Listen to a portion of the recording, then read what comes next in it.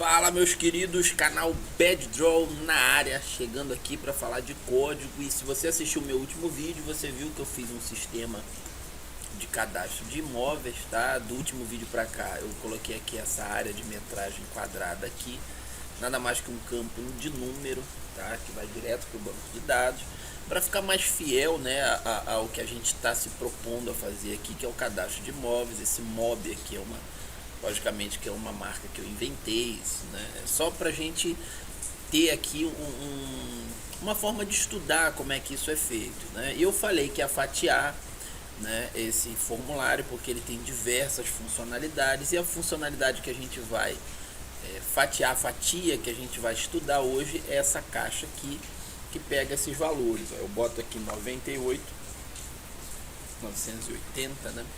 E ele já coloca aqui embaixo, tá? O 980, você vê que tá dólar aqui, tá? Mas é porque eu andei fazendo uns testes no código, mas o normal é que ele bote real, ó, 100, ele bota aqui 100 reais, tá vendo?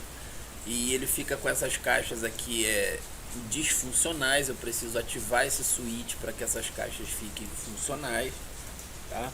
Então eu consigo passar valor aqui para IPTU e para condomínio, tá? Então a funcionalidade depende do switch, tá?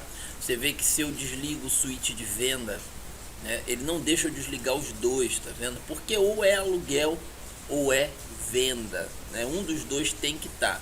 Então eu não consigo desativar os dois, mas eu consigo ativar os dois. Eu consigo desativar a venda se aluguel estiver ativado, mas se eu desativar aluguel com venda desativada, ele automaticamente ativa. Então a gente vai ver como isso tudo aqui se processou e como que eu fiz para ter esse reflexo de saída aqui, tá? Já de maneira monetária. Você vê que ele já faz dólar aqui e aqui ele tá pegando real. Então é uma função do JavaScript. Deixa eu te falar que eu tenho um curso publicado lá na Udemy, tá? Ele tá aí na descrição do vídeo aí embaixo. O preço baixou e tá bem bacana, tá? Eu tenho também dois cursos aqui no YouTube de graça, você pode acompanhar, que é o curso de lógica de programação e o curso de bancos de dados e páginas dinâmicas, tá? Todos de graça aqui no YouTube, tá?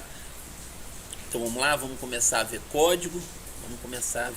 A gente vai ver só essa fatia aqui, tá? Como eu expliquei. Antes de tudo, eu quero te falar que eu lancei um vídeo mostrando como que eu faço, tá, esses switches personalizados aqui. Isso aqui é fruto de animação e tal. Estou colocando aqui no card, aqui em cima agora.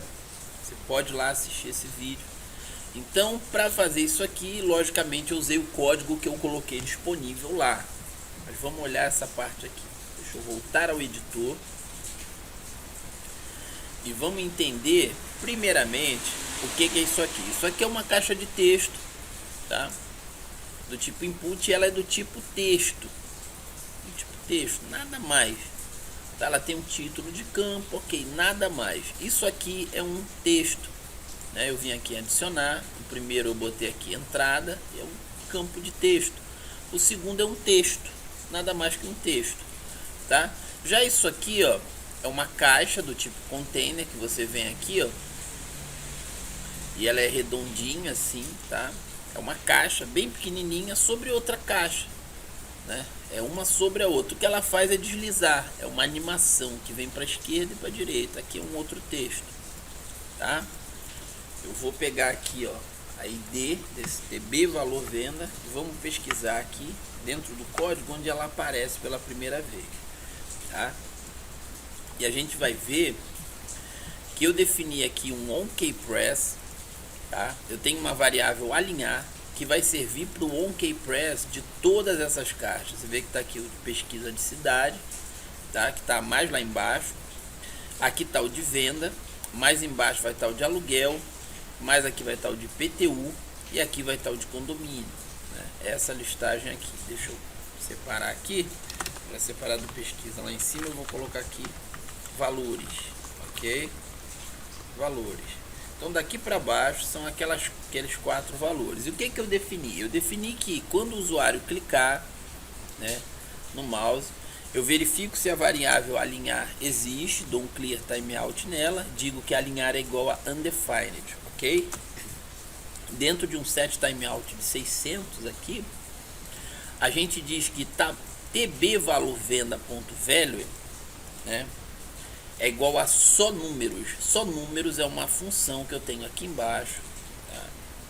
Função só números, que faz com que todo valor que seja digitado nessa caixa só fique se for número, tá? Então a primeira coisa que a gente faz quando o usuário digita é eliminar os caracteres que não são números. Vamos lá, eu vou digitar aqui, ó, A, ele elimina, certo? Digito aqui 10G, ele elimina o G e ele deixa só o 10, ó, 10G10, 10G10, ó. Então ele eliminou e a gente ficou só com o valor ali numérico. Isso é muito importante porque eu estou trabalhando com preço, tá? Então essa função só número aqui, ela vem fazer isso. Então eu digo que o valor lá é o só número. Depois eu defino uma variável. E eu digo que essa variável recebe o valor que está na caixa aqui, tá? Em forma de número. Porque esse valor, naturalmente, ele é um texto. Mas então eu uso essa função number aqui, que ela é nativa do JavaScript. Converto esse valor que está ali dentro num número, tá? E passo para a variável valor. Agora é que vem a mágica. Eu digo que o TXT display valor de venda, que é esse que está aqui embaixo, tá? No atributo text dele, quer dizer, no que está escrito dele, vai receber essa variável valor. Aí eu lanço aqui uma ternária, tá? Lembrando que ternária é se condição, então valor, se não, outro valor, tá? E a gente escreve as ternárias passando a condição aqui. Então essa é a condição. Se valor for maior do que zero, então, só que esse então se escreve como interrogação. Assim se escreve ternária para a gente escrever numa linha só, para não ter que escrever aquele if, else, a gente escreve a ternária. Eu digo aqui direto que se valor for maior do que zero, ele vai receber valor usando uma função do JavaScript chamada toLocaleString, né? Aí eu passei aqui a n.s, por isso que a gente estava vendo em dólar, mas o normal pra gente é que seja pt, br, ok? Style currency, quer dizer, em forma de dinheiro, e o dinheiro é BRL, que é o real, tá? E aqui esses dois pontos significam um se não. Então, se valor maior do que zero, então ele recebe esse valor aqui convertido, né, para um formato de moeda brasileiro que a gente estabeleceu aqui. Se não, ele recebe R cifrão espaço 0,00. Então isso aqui, né, de acordo com os cliques do usuário ali, é que define, né, basicamente nosso input de valoração, tá? Nosso input de valoração é perfeitamente isso. Os outros são a repetição disso, tá? Eu não preciso nem explicar os outros, porque os outros são exatamente igual a esse. Na hora de guardar no banco de dados, eu tenho dois campos distintos. Um é o valor, que é o número propriamente dito, né? Um número propriamente dito. Você vê aqui o valor venda, ele é um número propriamente dito, ó, preço do aluguel. E eu tenho aqui, ó, vamos ver o preço de venda. Preço de venda tá aqui, 150 mil, certo?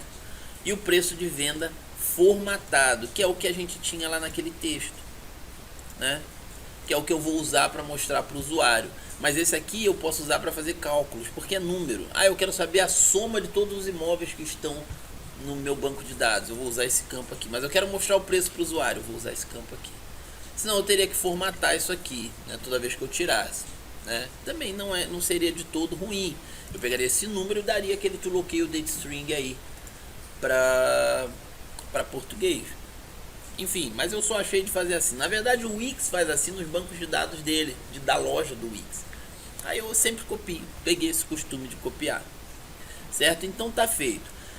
Se você assistir lá o vídeo dos suítes personalizados, tá? Você vai ver que esse suíte ele é ativado por uma função chamada, tá aqui embaixo na manipulação de suíte. Deixa eu achar. Nosso bloco de manipulação de suíte está aqui, ó. Manipulação de imagens, que a gente vai ver depois. Se vocês pedirem aí para ver manipulação de imagens, se ninguém pedir, eu nem, ó, controle de suíte da página. Eu tenho o suíte execute, tá? E se você olhar no vídeo, você vai ver que eu tenho a função alterar suíte. Eu tirei a função alterar suíte de dentro da suíte execute, como você pode ver lá no vídeo. Aí eu tive que lançar aqui os suítes, né? conforme o vídeo. Os switches são lançados aqui numa variável, tá? Tá toda lançada aqui, ó. O nome da linha, o checked. Você vê que umas são checked false, outras são checked true, né? Que é a do IPTU, condomínio, são checked false, outras checked true. A diferença aqui, eu lancei a timeline dentro do OnRed, diferente do vídeo lá onde eu mostro. Aqui a timeline é lançada dentro do OnRed, tá? Ela é declarada aqui fora, lançada dentro do OnRed. Essa timeline é a timeline de animação, tá? Tá aqui o pacote Wix Animation.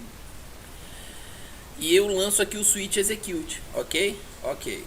Deixa eu pegar aqui e marcar o switch execute pra gente achar ele lá embaixo mais fácil. Tá aqui, tá aqui. Então o switch execute, né, dentro dele, ele tem a atribuição de que toda vez que essa bolinha é clicada, a gente executa a função alterar switch. Então é a função alterar switch que define quando um switch está sendo alterado, correto? Correto. Eu imbuí dentro dessa função uma função chamada checar switches relativos a campo. Eu criei e deixei ela aqui no final. Se você olhar a aula dos switches personalizados, eu já falei aqui umas 10 vezes, você vai ver que isso aqui não existe lá, mas eu coloquei aqui, tá? Checar switches relativos. Tá aqui em cima a função checar switches relativos, ok. E o que essa função faz? Ela recebe o ID do switch, tá? Que é passado aqui na alterar switch, no event.target.id. Tá? Então ela recebe o ID do switch. No modelo original também do switch personalizado, eu passo aqui só o event, e aqui dentro é que eu tenho que botar event.target.id. Então eu já passei aqui direto o ID do switch, e eu passei para checar switch relativo o ID do switch. Perceba como funciona essa lógica. Checar switch relativo recebe o ID modificado, tá? Aqui dentro eu tenho 4 variáveis: aluguel, venda, IPTU e condomínio. Elas são booleanas, tá? Elas são booleanas e elas são iniciadas aqui, ó, de acordo com a posição aqui dos switch, certo? Lá embaixo, né? Lá embaixo, essas variáveis novamente recebem os valores, tá? Eu pego get switch value, que é a função que eu criei. Se você olhar também lá na aula de switch personalizado, você vai ver que é essa função aqui, get switch value, quem dá o valor dos switches. Então eu quero saber em aluguel qual o valor do switch aluguel, esse aqui, aí vai dizer se é true ou false, do de venda, IPTU e condomínio. Ele vai pegar todos esses valores aqui e fazer o reflexo nessas variáveis, ok? Então, por exemplo, se eu fosse pegar o valor do IPTU, seria false aqui, né? Aí eu estou dizendo o seguinte: se o ID modificado, né, que é o ID que a gente recebeu aqui, for igual a switch venda, olha a minha lógica, para poder nunca aluguel e venda ficar os dois desmarcados. Se venda for igual a false, eu mexi no venda, né, botei venda igual a false. Se venda for igual a false, se aluguel for igual a false, eu chamo a função alterar switch, que é a função que altera o switch, né? Só que aqui ela não vem com clique, ela vem porque eu estou chamando. Eu chamo a função alterar switch e eu passo o switch aluguel. O que eu estou dizendo aqui? Se venda for igual a false, né? Se o usuário acabou de modificar a venda e colocou venda como false, se aluguel for false, bota aluguel para verdadeiro. A mesma coisa eu faço com aluguel. Existem umas lógicas a mais aqui, ó. Se aluguel, lembrando que eu estou verificando essas variáveis aqui, eu estou dizendo, se aluguel for marcado como true, então TB valor aluguel, que é essa TB eu falo porque é text box, né? Essa caixa de texto aqui, ela for marcada como verdadeiro, né? Se a variável aluguel tiver um valor verdadeiro, então aluguel aqui fica habilitado, se não fica desabilitado. Essa lógica é feita para todos, para venda, para IPTU e para condomínio. A lógica é verificar se a variável aluguel tem o valor de true, então isso aqui fica ativo. Mesma coisa, se a variável IPTU tem um valor de true, então isso aqui fica ativo. Então é assim que está funcionando toda essa lógica aqui, tá? Conseguiu identificar aí como que eu fiz? Isso aqui está muito interessante, tá? Se você olhar, eu consigo botar aqui, ó, o valor de venda 900 mil, tá? E já tem um reflexo monetário aqui, tá bem confortável para o usuário. Consigo desmarcar aqui venda, vou só alugar, R$ 750, né? R$ 750 aqui, ó, bem bacana também. Ah, não, já não vou alugar, vou deixar para alugar e vender. Ah, tem o IPTU, são R$ 1.500 por ano aí, né? O condomínio também tem que pagar aí R$ 450. Então já colocamos toda a valoração aqui, você vê que tá tudo bem bonitinho, tá? E você conseguiu entender essa lógica, porque eu tenho uma variável ligada a esse switch, certo? Eu tenho uma variável ligada a esse daqui e esse aqui, tá? E elas estão conversando toda vez que eu altero um switch, né? Porque eu tenho a função alterar switch lá embaixo e ela mexe com checar aquela switch, enfim, por isso que todas as vezes esses campos são modificados por esse processo. Então essa é a primeira fatia desse sistema, tá? A nossa próxima fatia provavelmente vai falar aqui da localização, tá? Você vai ver como funciona aquele negócio bem bacana que eu botei de buscar cidades. Você vai entender por que eu tenho uma lista de cidades ali. E desde já, obrigado por ter assistido esse vídeo. Já se inscreveu no canal, já curtiu esse vídeo, você ajuda muito o canal fazendo isso. E lembrando que a intenção do canal Bad Draw é ajudar você a crescer como programador. Eu sei que muita gente mexia no Wix só como designer, né, e que havia pouco conhecimento, né, nesse sentido, mas você não é um caso perdido, né? Você tem todas as possibilidades de passar não só de design, também para programador. Depende de você. Se você quiser, eu quero estar aqui para te ajudar, ok? Eu vou ficando por aqui. Um abraço e até mais.